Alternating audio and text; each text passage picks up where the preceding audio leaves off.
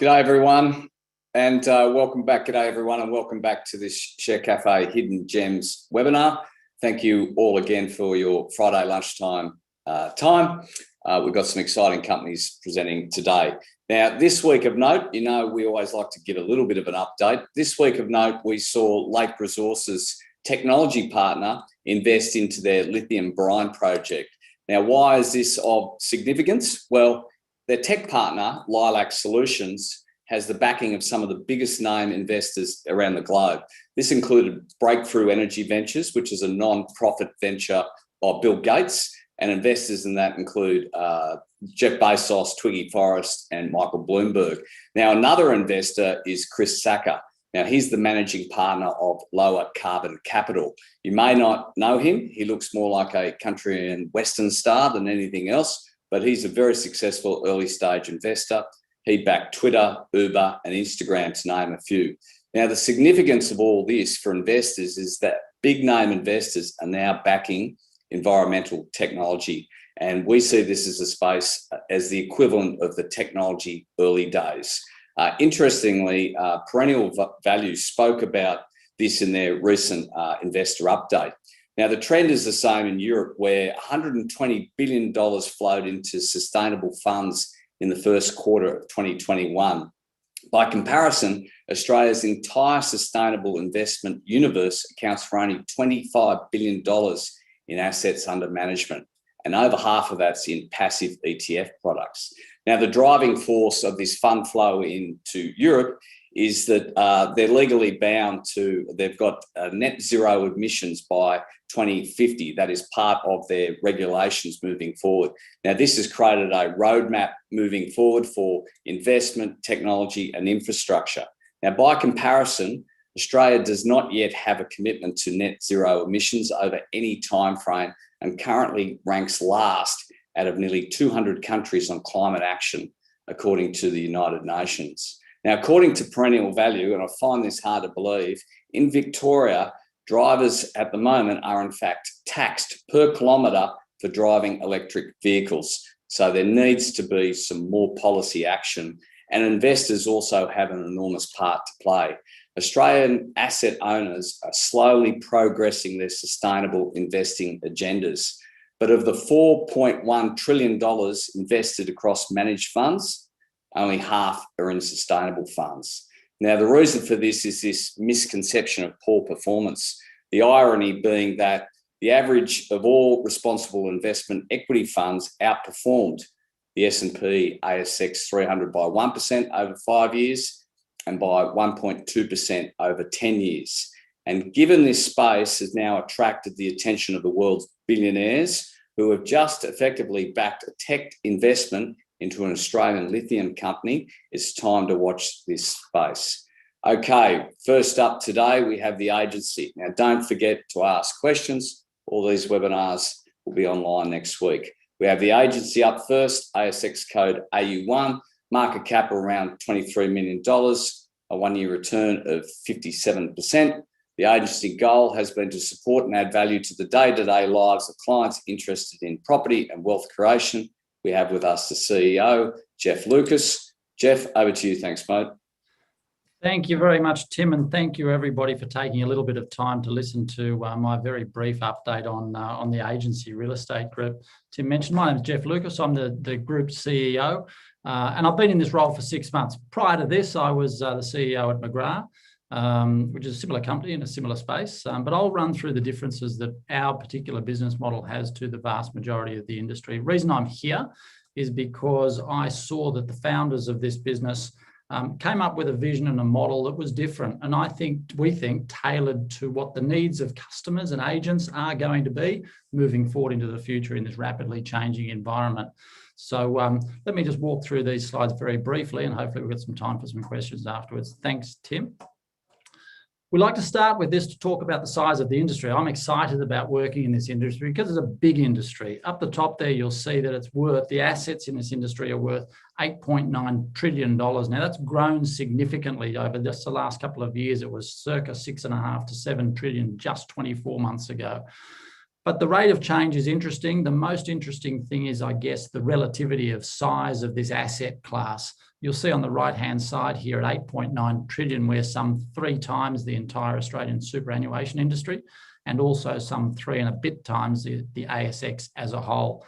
Compared to the commercial real estate industry in Australia, we're a staggering 9 times the size of that. So what does that mean for us and for you as investors or potential investors?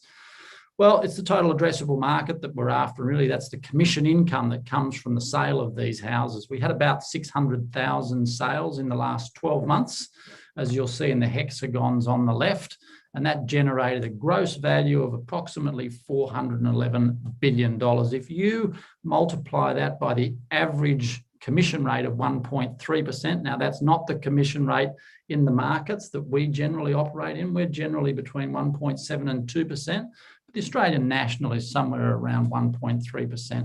That gives a total fee pool, commission pool, or total addressable market of $5.3 billion.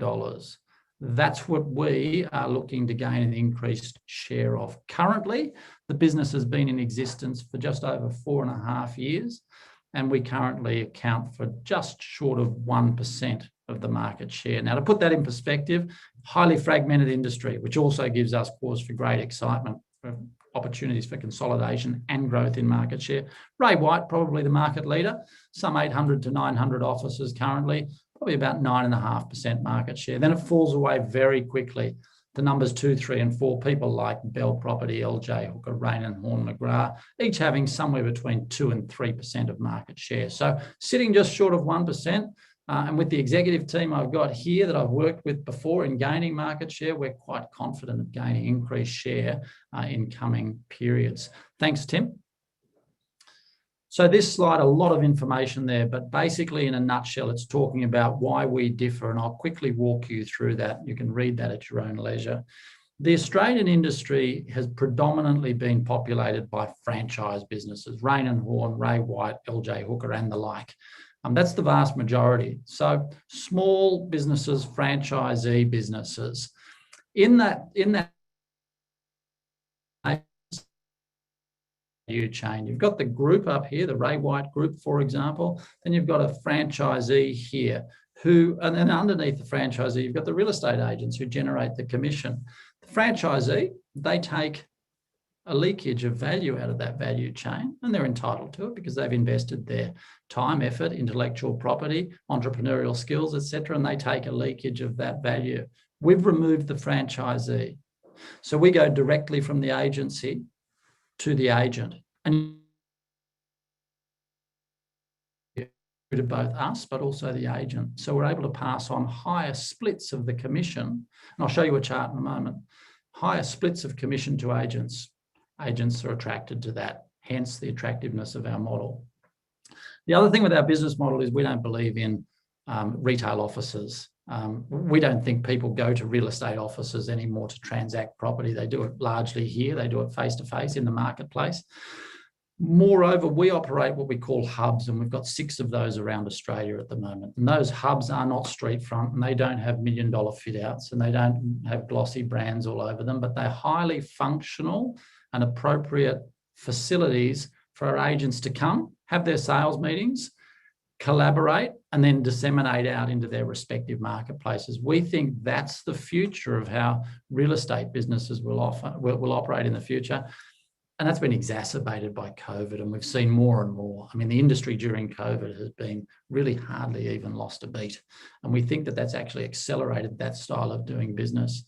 Stabilised our balance sheet, and I'll talk about that a little bit later. We're a vertically integrated business. We see some 500,000 plus people face-to-face that are open for inspections across the country every year. So we figure that it's an opportunity to actually offer those people who are buying and selling property ancillary or adjacent services. And to that end, we have businesses that accommodate mortgage broking, settlements, also property management, and also conveyancing services. So we're starting to provide ancillary or adjacent services, and we see great opportunity to broaden those and to offer further adjacent services as well. We've had some strong macroeconomic tailwinds, notwithstanding the challenges of COVID. We've had low interest rates. We've had limited stock on the market. We've therefore had high prices. And we've seen days on market come down so that the industry has increased the number of transactions in the last 12 months by about 40%, notwithstanding COVID. We've built the business nationally. That's quite unique. We've got a very scalable footprint, and we're currently operating in Western Australia, New South Wales, Victoria, and Queensland, looking to grow the states, but also looking to grow our market share within those states. Thanks, Tim. This slide here just really highlights what I was speaking about before. Over on the left-hand side, you'll see the traditional franchise model. The vast majority of the Australian industry is structured this way. The franchisor takes 10%, the franchisee left with about 40% to pay the costs of their offices, etc. And the agent generally takes 50 to 55% of the take. Across on the right-hand side, independent operations. Again, the principal in their expensive offices takes 40% and the agent has 60%. In the middle is the agency. Now, we're an agent-centric services business. So you'll see there that the agents in our business take a split between 65 and 85%. We're able to do that because of the model that I discussed before. We're also able, through our scale, to offer very efficient, effective back-end services. So we make sure that the agents are out there doing the things that they should be doing. They're salespeople, and we look after an efficient back end for them. Thanks, Tim. How did we go last year, financial year 21? It was an exceptional year for us. Now, we're not here to generate an EBITDA annually of $4.6 million, but it was important because it's only in the 4th year of the operation of the business. And we built a scalable business, so there's significant infrastructure there, and the revenue needs to cover those costs. Last year was important because we actually did that and had some surplus, and so we're in momentum, and you'll see that with some of the other numbers. So the benefit there is as we continue to grow, and we should continue to grow and attract more agents and grow more market share from our current 1%, more of that return will drop through to the bottom line. And we've seen that in our reducing operating expenses as a percentage of income steadily over the last 3 years. Our GCI, that's the total of the commissions that are earned by our agents that work with us, up 69% on the prior year. Our growth compared to market, I mentioned before, the market grew strongly in terms of numbers of transactions, 40.7%. Not everybody will tell you that because they're busy talking about how they grew, etc. That's terrific, but what we're concentrating on is outperformance of market. That's how we grow our market share. We did 57.7% uplift in transaction numbers, about a 30-odd% increase over the market rate of increase. Worked really hard, and there's a slide coming up on our balance sheet, and we're now in a really strong financial position to go forward and take opportunities as they come to us. Thanks, Tim. Again, this slide here just reiterates the fact that we had 4,964 transactions last year, which was 57% up. We've got the platform. We're ready to now scale further. Thanks, Tim. This is the national footprint that we've got. You'll see that we've got, this is our agent distribution. We've got 155 in WA. We've got 144 in New South Wales, 21 in Victoria, just 9 in Queensland. Queensland, we opened 3 months ago, and we're seeing exceptional rate of growth up there as we speak. So that's the way that we're distributed at the moment and looking for growth in all of those key markets going forward. You'll see up the top the agent numbers, fairly steady growth, 308 to 329 there on that bar chart. We're up about 7% since the 30th of June on that 308. So we're growing quite well, and that's validating the attractiveness of our model. Thank you, Tim. This is the chart I mentioned to you in terms of balance sheet repair. Just 2 years ago, you'll see on the right-hand side that we had debt of $21.1 million, and that was debt that was accumulated from the initial startup of the business and buying some assets, rent rolls, etc. Companies work very hard in reducing that, and you'll see the trajectory of that versus our EBITDA. We had negative $4.2 million in that year. Now that trajectory has improved significantly, and you'll see in FY21, we've narrowed that down to $8.35 million in debt and against a $4.6 million EBITDA. That trajectory, certainly of the EBITDA, we like and will continue to work on. We think that it's useful and efficient to have a modicum of debt, and perhaps that's circa $5 to $8 million going forward. It's backed by assets of about $25 to $26 million. Thank you, Tim. So what are we seeing at the moment? We're seeing at the moment pretty strong pipeline of listings. Post-COVID, there's a lot of positivity, and we're seeing lead indicators like comparative market analyses that agents are requesting through CoreLogic. They're starting to lift, and that's a lead indicator for more property coming on the market. What does that mean? Probably demand and supply moving more toward equilibrium. Good thing for steadying price growth. That can't go on forever. Good thing also for numbers of transactions, because we see a slight increase in numbers of transactions coming forward in future months. We're continuing to recruit agents very well. We think that we've got a compelling offering to them, and that's shown in our strong recruitment numbers. And we're obviously concentrating on building that market share from our circa 1% at the moment. Our strong financial position, we've built now a financial position, a balance sheet that puts us on a very steady platform to go ahead with, you know, the inevitable consolidation of the industry, which we would like to lead. We think our business model allows us to do that, whereas the franchise model doesn't necessarily lend itself to that. Thank you. Just a very quick slide on the structure of our shareholding. You'll see there 30% is Peter's investment, our major shareholder. They also hold a $3 million convertible note. Daring Investments at 5%, we're a founding shareholder. Directors and management hold 8%.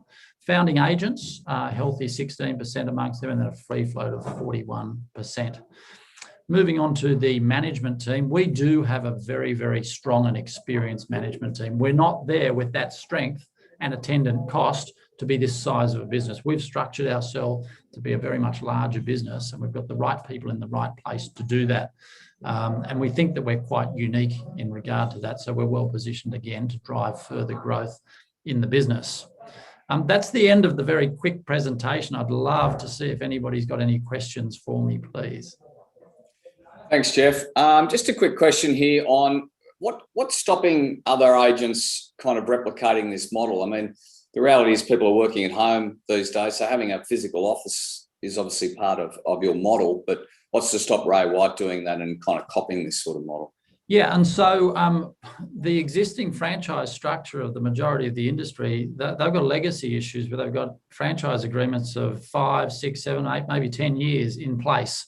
And so it's very hard to turn those big ships around in a nimble manner. The other thing, of course, is if you go back and have a look at the capital that was invested in this business from the outset, you know, there's a significant amount of capital that was poured into this, and we've only just got to a point where we're starting to cover over that and produce positive EBITDA. So there are barriers to entry. We do actually operate a secondary brand, which is a lower service offering, and that's for a different type of agent. And so we protect ourselves there by participating in that market as well. And kind of looking forward 1 to 2 years from now, I mean, we're in a real sweet spot for real estate. What does the EBITDA and profits look like? Yeah, so we don't issue guidance, and 544% year on year is pretty unsustainable, I think. But we'd like to think that we're going to improve our EBITDA. How's that as an answer? You know, I gave you a figure before of 7% growth in agent numbers. They take a little while to become productive once they come on. We'd love to think that we could annualize that growth, and if you extrapolate that out, you can start to do some interesting mathematics.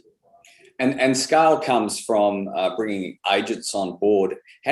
Real estate agents move around a bit. How do you kind of keep a hold of those agents? Yeah, great question. And so you'll recall that I was talking before about an agent-centric business. So we're able to actually, first of all, offer them a higher split than the majority of people. They simply can't do it because of their cost structures. And that becomes an even bigger moat for us as we get larger and there's more efficiencies. We also offer them a very efficient and supportive back end to get them out doing what they're doing. I guess an analogy is something like the old-fashioned hardware stores that couldn't compete against Bunnings. But just because Bunnings have got that scale, they also got the ability to actually be attractive to the customer through that scale. So I guess that's an analogy that we use. And just quickly, the industry is cyclical. There's a question here. Is the model able to handle a slowdown of property? Are you protected with your rent rolls and those sort of things? So rent rolls are important. We've got one of the larger rent rolls in the country. Again, a difference between us and the franchise business. The franchisors don't own these rent rolls. So we have an asset worth about $25 million, 3,500 properties. And if you look at the value of those properties, we're actually we're actually managing assets worth about $3 billion. And so that generates a nice recurring income for us to smooth through the cycles of sales. But of course, one of the best smoothers through those cycles of sales is growth in agent numbers. The market gets tougher, agents look to come to a place where they can get more support. So we think we've built, as I say, a moat that protects us against that and positions us well. Great, Geoff. That's all we have time for. Have a nice weekend, and we'll hear again from you shortly. Thank you very much for your attention. Thank you. Next up, we have Nutritional Growth Solutions, ASX code NGS, market cap around $22.5 million, hasn't been listed for 12 months. The company focuses on the interaction between nutrition and the growth in children. We welcome back Brian Leedman, who is the non-executive chairman. Brian, thanks for your time. Over to you, mate. Thank you, Tim, and thanks to your listeners for tuning in today. Let's just flip to the third slide, if we may. So this is a number of my companies. I'm the chairman of some other biotechnology companies or health companies, some of which you're probably familiar with, ResApp Health. And I was the founder of Oxford Medical and co-founder of Imaging Limited, which I think is capped at about $1.7 billion right now.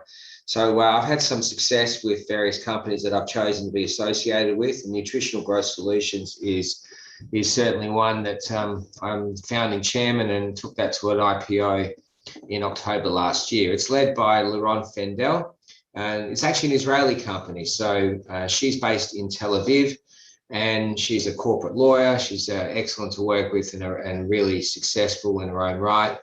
And we have Professor Renard Shamir, MD. He's also the co-founder of the company, and it's largely based on his work. He's at the major children's hospital in Israel, and that's where the technology was founded. Anton Yavarov is with me here in Perth. He and I co-founded Neuroscientific Biopharmaceuticals together. I was chairman of that, recently stepped off though.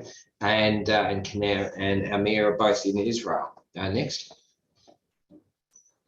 So we're creating scientifically formulated nutritional snacks, and that's effectively, we're a marketing play. We've got a number of products that we've developed. Some are already on market, others are in the process of coming on market, and it's all about achieving the optimal height for children.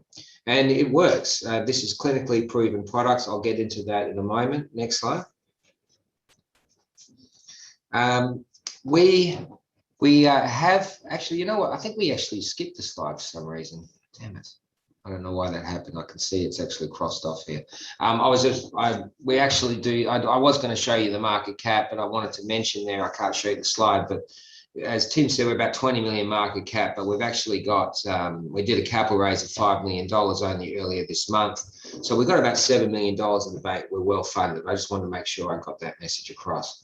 In terms of the clinical study, it's very important that this slide here, in fact, it's the most important slide in the whole deck. And it actually shows the actual efficacy that we gained in this product. So we're talking about kids who are generally shorter. There were 200 children in this study, and you can see that the kids who were taking healthy height grew on average between 14 and 34%. It was actually about an average of 30% increase in height over the placebo group, which is a phenomenal outcome. And that's really what got me intrigued with this company from the beginning, that these kids are receiving the supplement and growing taller faster than the kids on the placebo. So this is a clinically proven product in a very, nutraceutical space. It's typically products that are all safe, but there's no claims of efficacy associated with any of them. And yet this is a product that's actually clinically proven. And that's certainly the main reason why I would be involved in this. Next. So they're unique. It's all scientifically formulated and clinically tested, patented.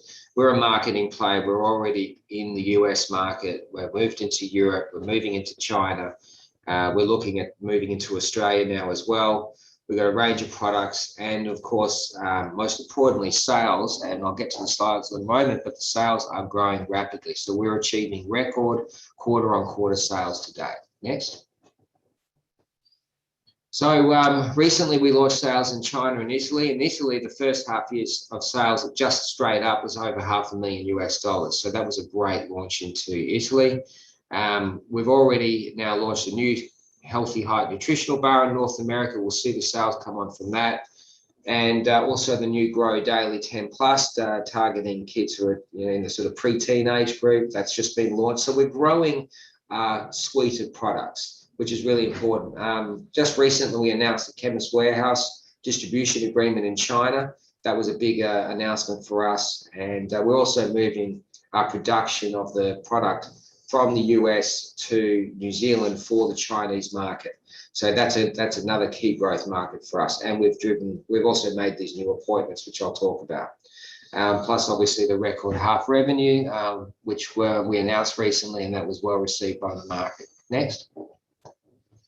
So you can see that the sales is very important to us. They're growing quarter on quarter. The trend is certainly looking very good. We'll see what the next quarter produces. I'm certainly optimistic, but with the new channels and new markets that we're opening up into, I expect that we're going to continue to outperform going forward, which is obviously going to be a major factor for investors because this company's sales growth is growing dramatically. And I should also say that we've got profit margins in excess of 50%. And we can do that because we're a premium product. We're clinically proven, so that's why we charge the premium. Next. So it's a large market opportunity. You can see everyone knows the infant formula space. It's pretty crowded, but we're in that sort of our own niche, really. It's the kids between the ages of 3 and 13 mostly. That's not a crowded space by any means. It's a great sweet spot for us, and that's why we're growing in that space and entering new markets. Next. This is a validation. The company in 2014 has sold its rights of Healthy Height, this unique formula that we have, for all of India to GlaxoSmithKline. It's actually sold presently under the Horlicks brand. I don't have any knowledge as to the actual sales figures because we sold the outright sales for 14 million Australian dollars. But we do know that the product is sold right throughout India, so it must be a high-selling product for the Horlicks brand. Next. So that's our portfolio. You can see we've got the daily shakes. It's targeted in the 3 to 9 year age group. That's the key one for us. The new products that we've just launched, being the snack bar and the Grow Daily, and also the everyday shake. So we're sort of building this suite of products that's going to allow us to continue to increase our sales. Next. In terms of the expanding sales channels, there's North America is the backbone for us. We're selling effectively through Amazon. That's where we're getting most of our sales, but we also, so that's online sales, but this new distribution agreement that we have with IMCO, which is a leading distributor to pharmacies, private pharmacies across the United States, that's just come online. So that's an important one for us. And we're going to see increased sales through physical sales channels, which is really important for me to not just be on the online sales, but actually physically be on the shelves. In China, the Tmall Global Flag Store is the one that we're selling online through. We've only just started that, but we've now also got a supply agreement with Chemist Warehouse, which was a tremendous coup for us. And they're not as big in China as they are in Australia, obviously, but Chemist Warehouse is a major growing brand in China, and they're now stocking our product on their shelves, and I'm sure that that's going to result in significant sales growth for us in China. In Europe, we only just started that sales in Italy, and it was a terrific first half revenue for us from a standing start into the Italian market. So that's been a good entry for us as well. Next. China is obviously the real focus for us at the moment. It's a tremendously huge market. They like these type of products. We've made some key appointments, as you can see, with Stephen Turner, Vicky Howe, and Linda Liu. These people have great connections into the Chinese market. We're leveraging off that. We are investing in our expansion to the Chinese market. That is going to hopefully pay tremendous dividend returns for us. And we are going all on in terms of putting ourselves into China.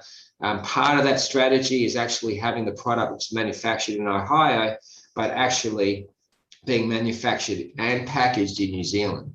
So with these sales that are going into China, you'll actually have a New Zealand one. Now, I would have liked to have seen an Australian packaging and manufactured here, but clearly, based on the geopolitical politics, that sort of idea got kiboshed. But New Zealand is still a great option for us. And I think it's going to be a tremendous entry into the Chinese market for us. And I think that's what investors should be looking forward to. Next. So we've got 3 pillars of growth strategy. Obviously, we've got our products. The products are expanding in terms of a platform of products. There's also a strategy behind that. Who's the biggest player in the nutraceutical space? It's actually Nestle. Nestle are huge, and they're very interested in this sort of space, and I'm certain they'll be very interested in what we're doing. So one day I would hope that we could look for a trade sale to the likes of a Nestle once we've actually established ourselves and show that we are gaining attraction with customers. Then you become right for a takeover. So that's something we could be looking forward to at some point. It's obviously expanding into new territories and using new sales channels, obviously not just being online, but also being available on the shelves as well in retail outlets. Next. So just finally, we're executing on this 3-pillar strategy. I've pretty much just described these points here, but clearly there are exciting new sales opportunities for us through the expansion into those new territories, the new products, and also going into different sales channels. That's what a shareholder's money has been used for. And we're keen to actually deliver continuing strong returns for our shareholders. And next. I'd like to thank everyone for your time. And Tim, I would be happy to take any questions. Thanks, Brian. That's really of interest. Can we go back a step? And there's a question here. Are there longer studies that confirm that the accelerated growth leads to resilient skeleton outcomes and no adverse findings? Really good question. Yeah, look, it isn't a good question. It's not one I can actually answer with any great knowledge, because the clinical trial that we did was a 12-month study. So I have been asked regularly, what's going to be the effect long-term on children who are taking it greater than 12 months in terms of that. And I don't have the data. I'd like to think that these kids end up being taller than what they were otherwise destined to be. I can't answer that though. But sure, certainly it is healthy for them, and it does accelerate their growth. And is there any lessons to be learned from the experiences of like A2 Milk and Bellamy's in terms of their pathway into China? Look, we have actually got new staff that have that background, and so we're taking advice from them. I think the fact that they are Australian companies may in fact be the biggest problem with their entry into China, just because of the geopolitical thing, and I think we were smart to go for New Zealand. So I don't see any hurdles for us. We're not an Australian company. We are an Israeli company that happens to be listed on the ASX. So I think that we shouldn't see any roadblocks in front of us in terms of getting to China. And you've got great gross margins and strong sales growth. What's the timeline to be cash flow positive, and what's kind of cash burn at the moment? That's a question. Well, right now we could be cash flow positive if we chose to be. So, but we're not. The reason why we did that recent capital raise is because we are investing in marketing. That's what we are. So we're investing heavily in marketing so that we can grow those sales channels and performance. And I think that that's what's going to pay big dividends for us going forward. We do have strong margins, which is important to us. But, at some point, I expect that we'll be a dividend-paying company. I mean, maybe within the next year or two.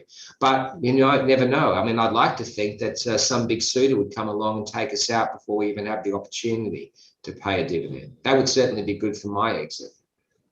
Sounds like a good exit. And the sales channels into China, can you give us a bit more colour on that? Are they the likes of Alibaba and those big platforms?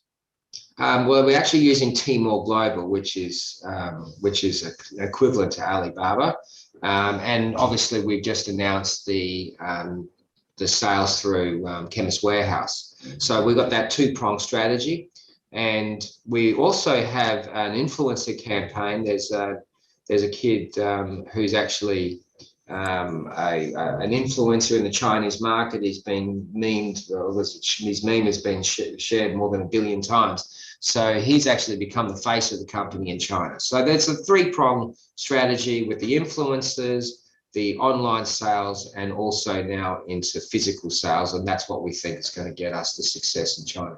And finally, when do you expect those Chinese sales to kind of start? They should be starting this quarter. So we should be seeing performance on that in the first quarter of next calendar year. Great, Brian. That's all we have time for. We always appreciate your time. Thanks for coming back, and have a good weekend. I appreciate it. Thanks for having me. Thanks, man. Next up, we have First AU, ASX code FAU, market cap of only 8 million. Stocks had a one-year return of -30%. The company is an Australian-focused exploration company with exciting gold and base metal projects in Victoria and Western Australia. We have with us the CEO, Ryan Skeen. Ryan, over to you, mate. Thanks a lot, Tim, and thanks a lot for everyone for jumping on board for a short presentation today. If we could jump straight to slide 3, that'd be great. You can go back to the disclaimer in your own time. Just a summary. So we've got assets across Victoria, South Australia, and WA. And Victoria is our primary exploration focus at this point in time. And we've got our 3 primary targets being the Snowstorm, Haunted Stream, and Dogwood, which is copper, the other 2 being gold.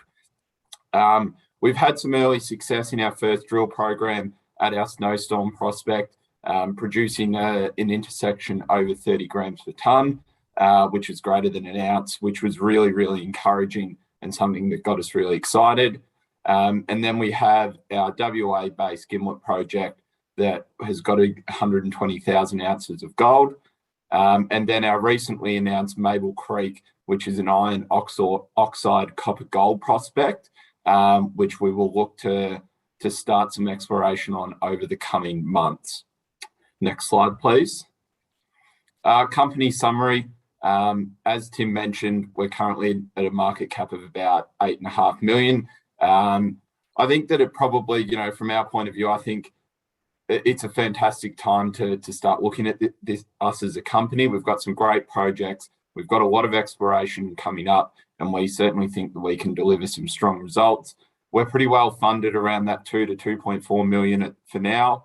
And yeah, we'll go to the next slide, please. Board and management, we've got a fantastic team. We've got a lot of experience. We've got some guys that have been behind De Grey Mining in the founding of the company, Atlas Iron, the chairman of Westwoods Mining. So we're well positioned in terms of our corporate governance and experience in mining exploration to deliver results. Next slide, please. Our technical team, I think we're really lucky with the guys we've got on board. And part of it is that these guys pegged the ground that we've got. We certainly think that it's something that differentiates us in terms of the quality of our geologists and our geological consultants. Next slide, please. So just very briefly on why we're in East Gippsland and why it's our primary focus. As we can see on the left-hand side, that initial image that our Haunted Stream or the East Gippsland Gold where we're placed was initially in line with Bendigo and Fosterville and Stawell, which has produced very significant amounts of gold. And then there was what's called the Tasmanian indenter came up and hit Victoria, and that's caused the bending of the what now looks like a Z, and that's what we believe has moved our prospects over to there, and that's what brought us to that area. Next slide, please. I think that one of the really unique things is that, looking at some of the rock chip samples that our geologists have been able to take. So, for example, we can see that there's 123 grams per tonne rock chip taken at Snowstorm. That's literally a case of our geologists walking up to, rocks or outcrop and taking samples from that. And I think that the historical production and the historical mining in the area, which hasn't been followed up for a long period of time, tells us that there is gold where we're looking. It's just that no one has gone and done the work at a deep at a deep level to be able to find it at this stage. And we believe that we're going to be able to, and our results are certainly starting to indicate that. We recently announced our Dogwood prospect as well. I think it was on Wednesday that we released that to the market. This is a really interesting one. It's been drilled previously back in the mid-90s and produced intersections up to 1.33% copper, which is really, really good. So that's something interesting and exciting that's coming on and will increase exploration over the next few months as well. Next slide, please. This is just a graphic of where we're located in Victoria.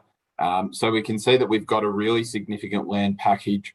I think in total we'll be at about 2,250 square kilometres by the end of this year, with some tenements that are going to be granted. At this stage, our Snowstorm tenement and Haunted Stream are the two that have been granted, but we've got these other surrounding ones which will be before the end of the calendar year. Next slide, please. So Snowstorm's our most advanced prospect to date. As I mentioned, we've had some really good rock chip samples in our initial field work, but then we've also had our initial maiden drill program finish up around June this year, and we delivered some really good results. 3 meters at 11.6 grams, 1 meter at 8.5, and things like that. So I think that we didn't get a really strong reaction from the market, but I think have to remember this is our first time drilling this ground, and we got a lot of information which is going to be really useful for our current drilling program, and these types of grades are really quite significant. So we think that in this current drill program, which has actually commenced as of yesterday, so the drills started turning yesterday, we're confident that we're going to be able to deliver further results and really strong results at this prospect. So the two primary targets that we're focusing on can be seen here. So it's going to be based around the hole 2 from the last program, which delivered the 33 gram intersection, and hole 5, which also produced the 8.5 gram section. Next slide, please. Our Haunted Stream prospect, I think this is the one that we're really looking forward to increasing our work on over the coming months. We can see some of the numbers, and if you have a look back at the historical mine production in this area, that ore being extracted at 15 to 30 grams per tonne and above is really high grade stuff. And we can see that we've got a significant land holding here. With that image, the strike zone goes for about 8.5 k's. Our initial priority is going to be down the bottom there, where we can see the Orenstein and Hibernia, and that's where the historical mining production has been over that 30 grams per tonne, and we think presents a really good opportunity to deliver some strong results. With that, we have got a work plan submitted to the ERR, which is Earth Resources and Regulation, and we're just waiting on that to come back for approval. Once we've been approved on that, we'll be able to look at getting a drill rig organised and start our exploration works there. Next slide, please. Dogwood, as I mentioned, this is a copper prospect. So it was initially discovered by Anglo-American Prospect in the 1980s and last drilled by CRA in the mid-90s, which is now owned by Rio Tinto. Obviously, the copper price in the mid-90s wasn't quite as high as what it is now, and we think that it presents an opportunity to deliver some really good value for the company and the shareholders. Some of the intersections, like I mentioned briefly before, 13 metres at 1.33%, 30 metres at 0.5%, which included 8 metres at 1.2, and then there's also been some good gold intersections as well, 2 metres at 8 grams per tonne. So our initial plan with this is that we're going to replicate the initial exploration works that were done by CRA, but plan to drill them at a further depth. What we can see in this chart here that line that runs on an angle and finishes in the yellow zone is actually the intersection which produced the 1.33% copper. And what it's showing is that it actually ended in mineralization. So what we want to do, and similar to all other holes, is that we want to drill deeper to test mineralization at depth and see how much further it can go. The tenement is not granted at this stage, but we expect it to be in Q4 this year. And we're pretty keen to commence exploration and drilling on that relatively soon after that has been granted. Next slide, please. Mabel Creek. So again, we've got a really good land package here in South Australia, not too far from Coober at just over 1,000 square kilometres. This project was actually found by one of our geologists, Dr. Gavin England, who was following a South Australian government initiative where they ran a competition to encourage the increase of exploration works in South Australia. The winner and the runner-up actually identified the ground or areas overlapping the ground that we've got as highly prospective for gold and IOCG deposits. And the ground was free, much to our surprise. So we've pegged that ground. We've now got the tenements granted, and we'll be looking to start working on those over the coming months. We can see that we've got some pretty good neighbours in BHP, Rio, FMG, and Oz Minerals. And we're looking forward to seeing what this project can deliver, but we think we've got something good here. Next slide. Lastly, we've got our Gimlet Gold project in WA, in the Kalgoorlie area. It's got an existing resource of 120,000 ounces. We've got a mining lease application underway. That's with the WA government. We will continue to peg away at that, and hopefully that'll be granted soon. But we've also identified some further targets on the ground as well, that we can look to do some further exploration works on over the coming months to increase the prospectivity of the site. Next slide, please. So just a quick summary. We've got drilling going on up at Snowstorm at the moment. That's going to be ongoing for the next few months, but we expect to be able to periodically release some data and some assay results from that. We've got granting of further tenements in East Gippsland, including the Dogwood porphyry copper prospect. We've got a LiDAR survey data to be released to the market in the not too distant future, which is going to give us some insight into further historical workings. And then we'll be looking to start undertaking some initial exploration on Mabel Creek in South Australia as well. I think that's sort of everything. And if we've got any questions, I'd love to hear them. Yeah, thanks, Ryan. We've got one of our analysts online, so it'll be a little bit technical, but technical perhaps for our audience. But Victoria has some high-grade gold, but ore bodies and geological setting have been big challenges for small explorers. Yep. Is your targets, or are your targets any different? No, I don't think so. But I think that's where going back to our technical team, and particularly Ian Nielsen and PGN Geoscience, that they are structural geologists, and they've been able to give us some really strong insights into the structural controls. And we think that we've got quite a good grip on that. And I think that, as the chairman likes to say, when the lie detector goes down, we'll get a pretty good answer as to where we sit with that. But we think our geological team and the insights that they're able to provide put us in a position to understand the structural controls of the ore bodies. And look, for the analysts, I'd be more than happy to take this conversation offline and go into a bit more detail if that's something that you'd be interested in. Sure. And with plenty of interest in the kind of EV battery space at the moment, are there plans to accelerate your copper development at Dogwood? I don't think there's plans to accelerate. I think it's already, a relatively interesting prospect, and it's something that we're already looking to work. The granting of the tenement, we can't do anything more about that. As I mentioned, once it is granted, we are very keen to start doing works on it. And the fact that we've already released some information to the market, we're starting to undertake some field work, some structural mapping.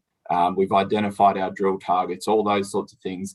I'm pretty confident saying we're well positioned to get started once we can. And what's the access like to drill rigs out there? We always ask that of miners out in Kalgoorlie, for example. I think it's probably the same as everywhere, that it can be challenging getting access to drill rigs, but I think that, if you're getting on the front foot, getting out there and organising in advance, you can get access to them, but it can be a challenge at times. And I think that, once you've got a drill rig, possession is 9/10 of the law, and you've got to make sure that you keep drilling. And sorry, there's a question, it's not for here, but and so working capital is always a balancing act. What are your plans moving out in terms of your drilling program and access to capital? Look, I think that right now we're in a reasonable position to probably go, another round of drilling at one of our prospects before we need to consider that.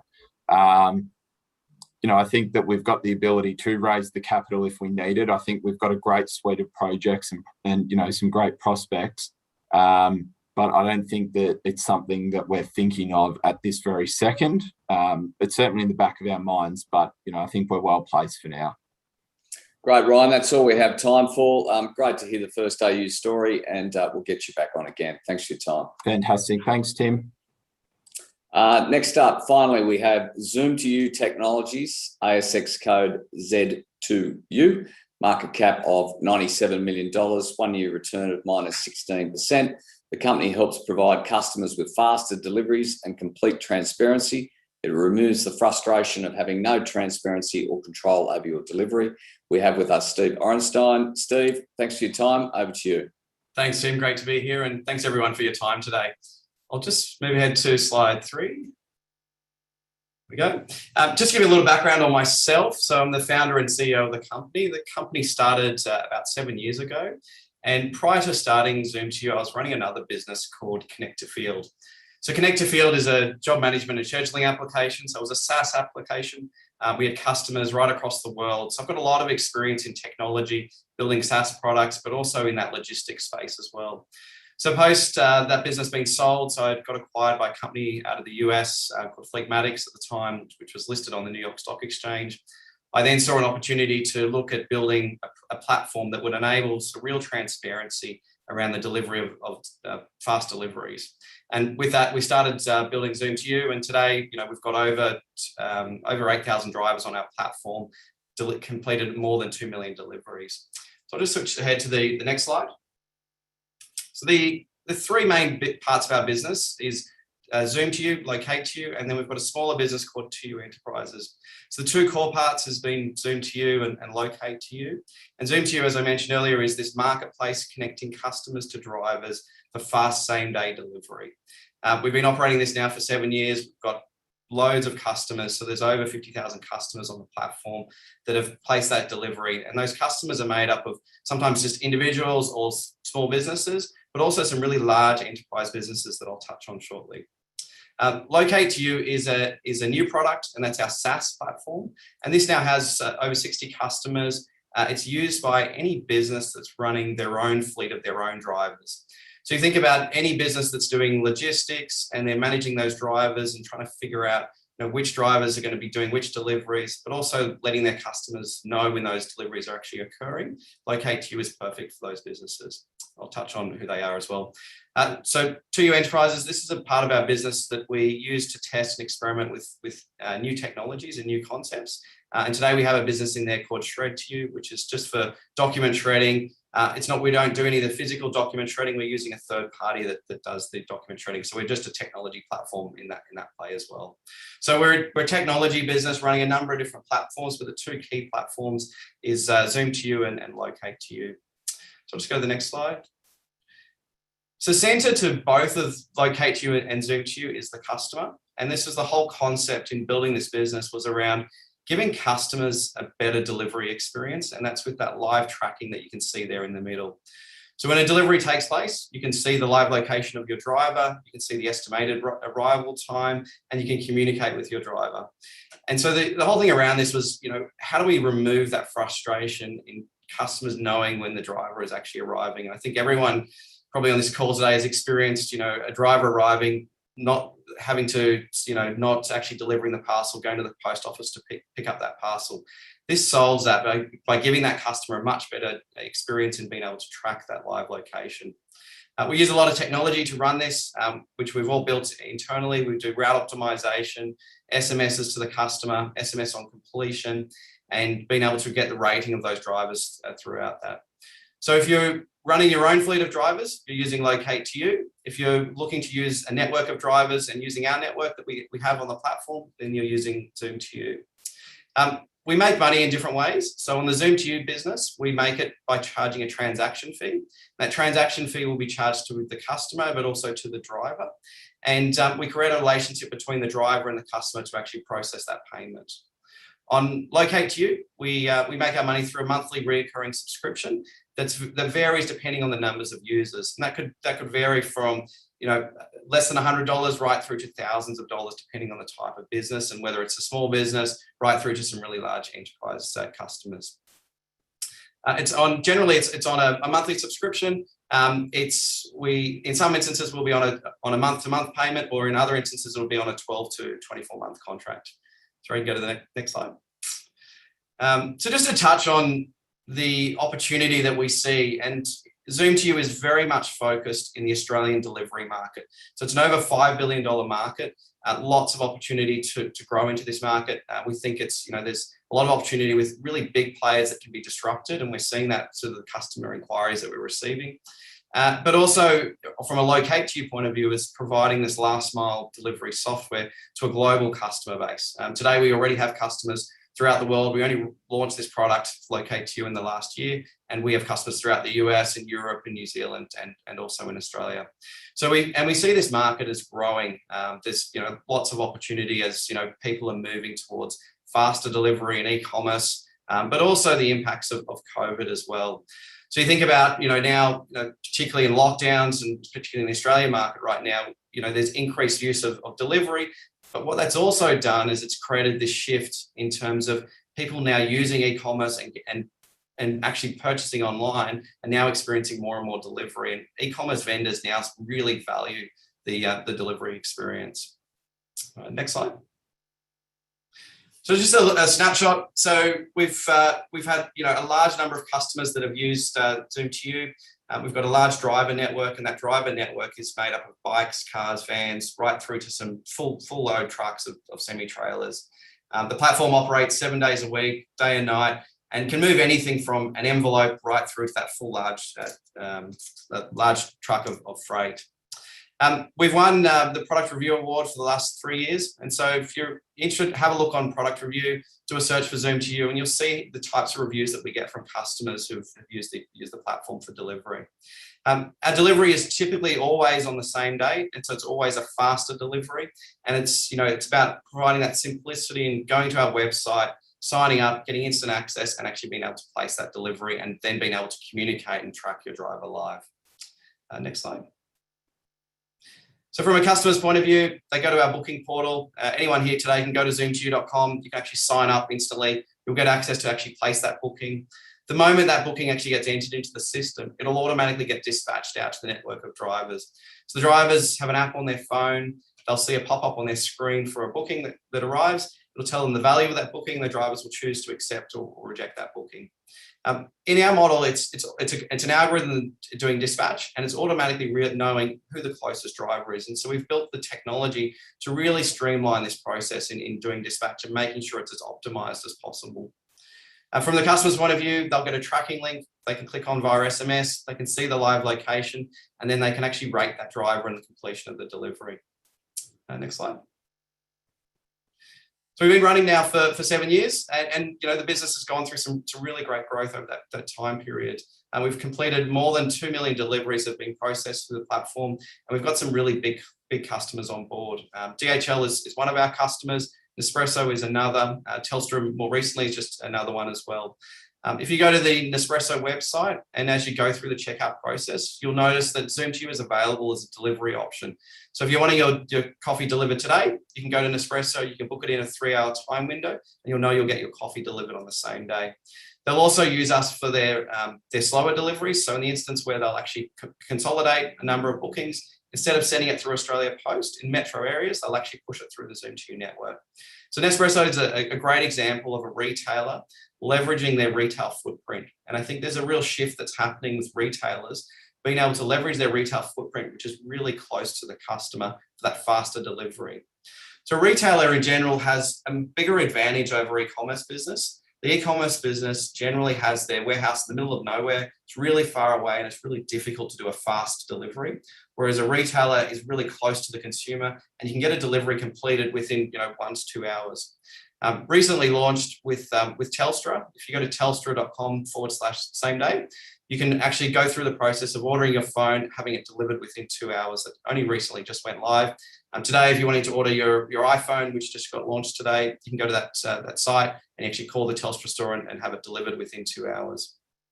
And it's a great example of retailers using the platform to really provide customers with a better experience. As you can see, we've had consistent revenue growth over the years. And what we are seeing now is, over the last 7 years, we've spent a lot of time in building our technology and building the platform. Now we've built that. Now we're seeing some acceleration in revenue growth, and also with COVID, seeing retailers really interested in pushing a same-day delivery model. Next slide. So touching on now, Locate to You. So Locate to You is the SaaS platform. This is a newer part of our business, and it's got over 60 customers using the platform. And this enables any business that's running their own fleet of drivers to do things like route optimization. And so what that means is if a company has 100 deliveries to do in a day, the system will automatically build that route and tell them the most efficient way to do that. So it's a real cost saving for that business, both in time and organizing, but also in enabling the most efficient route to actually do those deliveries. What's really important with route optimization is that then you can enable to share a link to your customer, and the customer can actually see where that delivery driver is. We do things like proof of delivery, so capturing a signature on completion, SMS alerts, and also being able to capture reviews, so you can see a star rating on completion of those deliveries. Next slide. So from a driver's point of view, we make it really easy. So if you're a driver and you're starting at a warehouse to go and pick up 100 deliveries to do today, it's really challenging to actually figure out which delivery to actually do first and how to actually optimize them. In the instance where you're using Locate to You, it populates into their app. It lists them in the most efficient order of the route to actually do them, and they just need to follow that route. It shows them on the map, you can see that there, and it makes it really, really easy for that driver to actually complete it. So we're enabling drivers that have no idea where they're driving in the area that they are to be as efficient as someone that's been delivering in that area for many months. And we see this being really useful for really large organizations. And we're seeing this also, with the work that we do with DHL, where, they could be using a number of drivers on our platform on a regular basis. Let's go through to the next slide.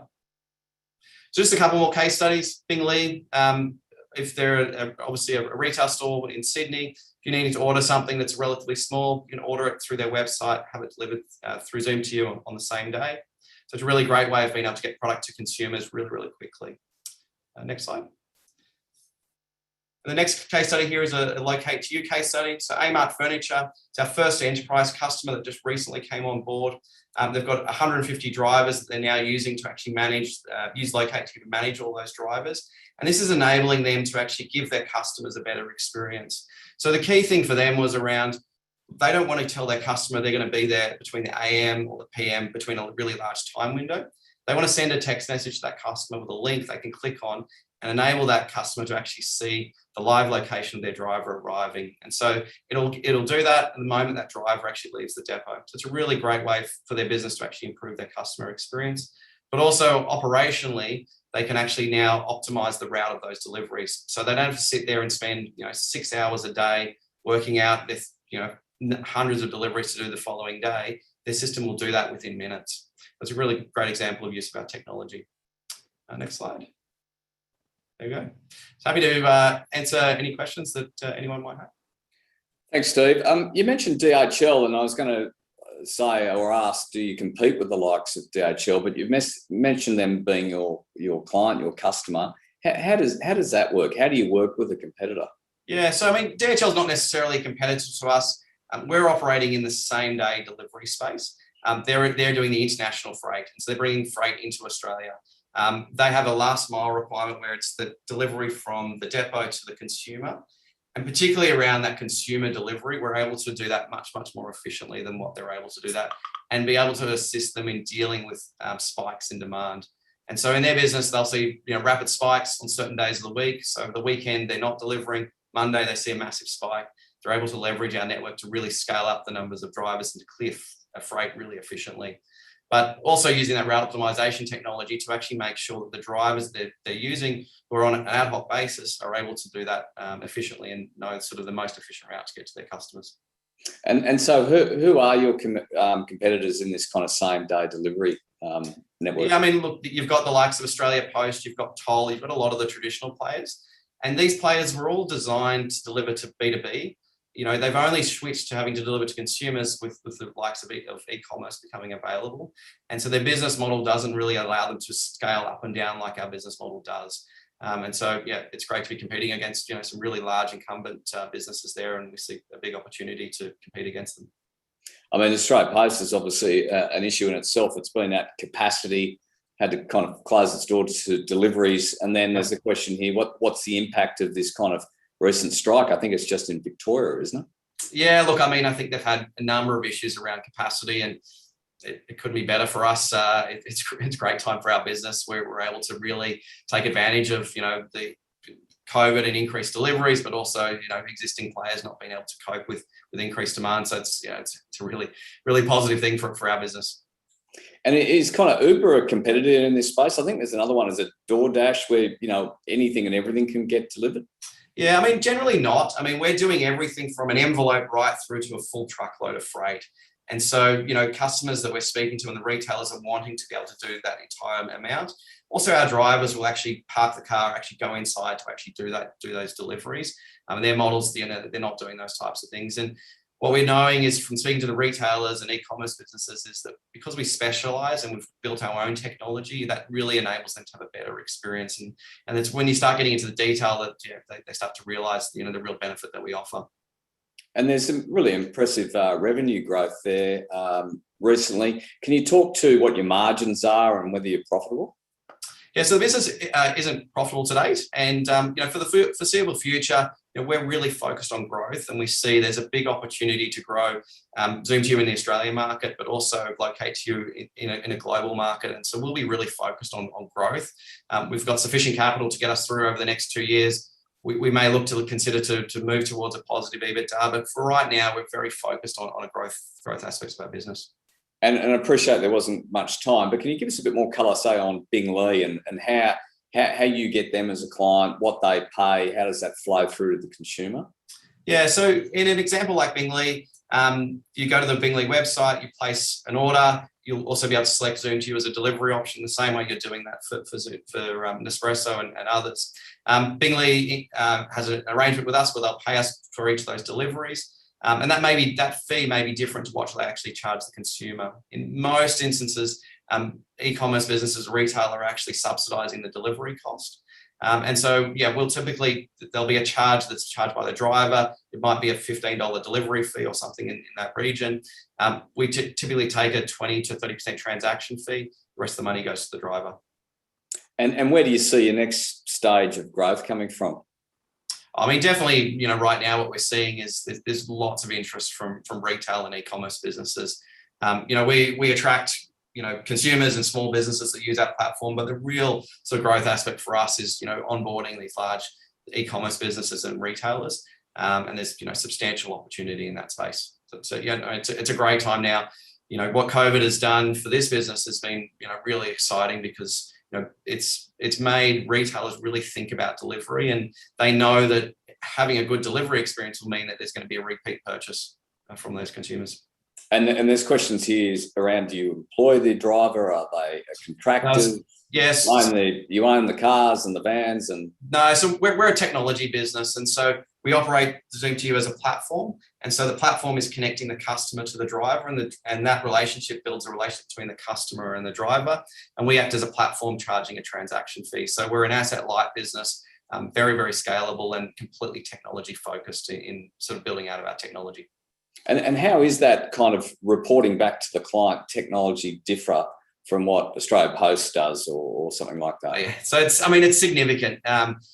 Just go to the Australia Post website, try and book a same-day delivery today, and then try doing it on Zoom to You, and you'll see the difference. You can go to our site, you can instantly get access to it within seconds, you can place a delivery within seconds, but then you've got the full, complete visibility of seeing exactly who your driver is and being able to communicate with your driver and being able to see that ETA. On completion of that delivery, you'll get live proof of delivery information. You'll see the rating that comes back as well. So you've just got real visibility over that platform. And it's a platform that we've built from the ground up, and we've learned a lot from customers over the years. It's not that we started today, it's 7 years ago, and there's 7 years of that journey that we've been building this platform and learning, and over 2 million deliveries have been processed in this time period. And so for me, it's a sales and marketing effort to really capture market share as we expand the business across Australia and throughout the globe with Locate to You. Great, so a really impressive story. I plan to be a customer, and you've probably got a couple of hundred new ones today. So thanks for your time, and we'll look out for this story moving forward. Perfect. Thanks, Tim. Thanks, everyone. Appreciate your time. Thanks, everyone. That's all we have time for. Enjoy your weekend. We'll see you next week.